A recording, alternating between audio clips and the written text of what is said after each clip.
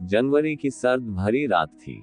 सड़क पर चारों तरफ सन्नाटा फैला हुआ था, दूर दूर तक कोई नजर नहीं आ रहा था। बीच बीच में सिर्फ कुत्तों के भौंकने की आवाज आती थी, जो कि सन्नाटे को बीच बीच में चिर रही थी।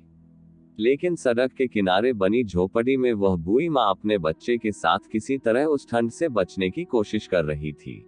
लेकिन फटी चादर और झोपड़ी में आने वाली सर्द हवाएं उस माँ बेटे के जीवन की बार बार परीक्षा ले रही थी। वे दोनों जितना ठंड से बचने की कोशिश करते, ठंड उतनी ही बढ़ती जा रही थी। जिसके कारण उस बूढ़ी माँ से उसका बेटा बोला, माँ क्या हम हमेशा ऐसे ही ठंड से कैपते रहेंगे? क्या हम लोगों के पास अपना पक्का घर और ओढ़ने के लिए कभी चादर नहीं होगा क्या? ये सब बातें सुनकर उस बूढ़ी माँ का मन ही मन कलेजा कांप जाता था। लेकिन कभी जीवन से हिम्मत न हारने वाली वह बूढ़ी माँ अपने बेटे को सांत्वना देती कि बेटा, जब तुम बड़े हो जाओगे तो वो सब हमारे पास होगा जो तुम पाना चाहते हो। बस तुम अपने पैरों पर खड़ा हो जाओ और फिर तुम इतना कमाना कि चादर की कीमत तुम्हारी कमाई से कम लगे, जिससे आसानी से तुम अपने लिए चादर खरीद सको।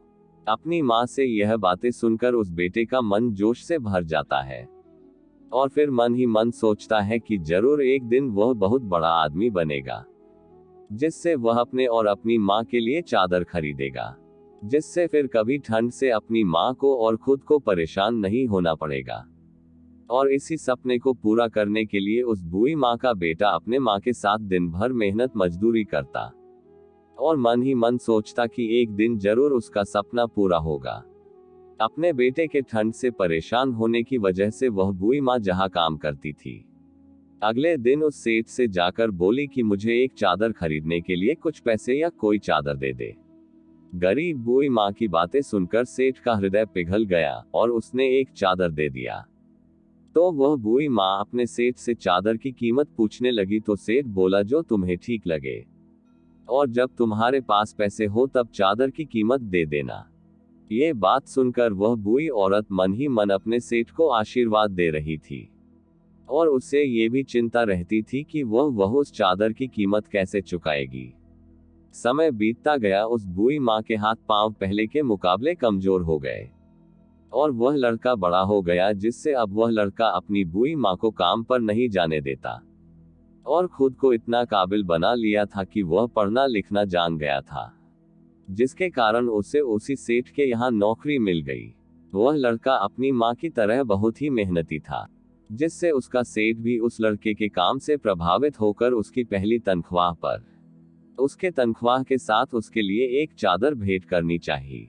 तो ये सुनकर उस लड़के की आंखें भर आई और वह अपने सेठ से बोला कि साहब, आप जो चादर देना चाहते हैं उसे मुझे न देकर अगर मेरी माँ को भेंट करेंगे तो शायद चादर की असली कीमत होगी, क्योंकि अगर आज जिस मुकाम पर मैं पहुंचा हूं तो शायद इसमें मेरी माँ का ही हाथ है और इसलिए इस चादर को मेरी माँ को भेंट करना चाहता हूँ।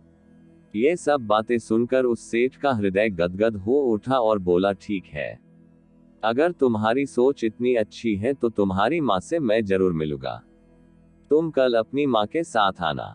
और अगले दिन वह बूढ़ी औरत अपने बेटे के साथ उस सेठ के पास गई तो तुरंत उसने अपने सेठ को पहचान लिया और सेठ द्वारा दिए गए पहले चादर की कीमत देने की बात याद आ गई।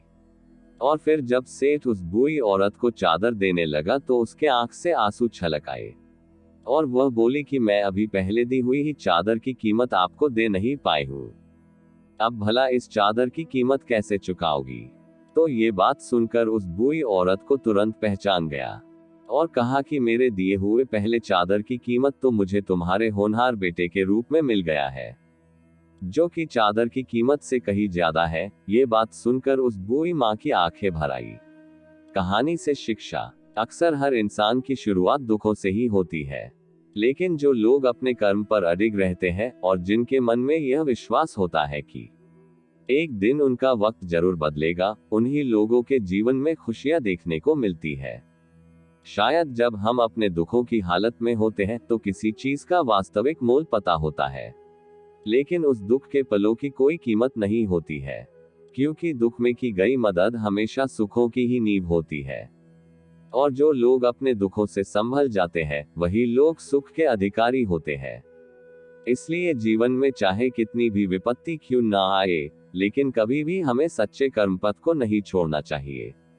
यही हमारे सच्चे कर्म हमारे सुखों की शुरुआत होते हैं। तो दोस्तों, आप सबको यह चादर की कीमत कहानी कैसी लगी, कमेंट में जरूर बताएं और इस कहानी को शेयर जरूर करें।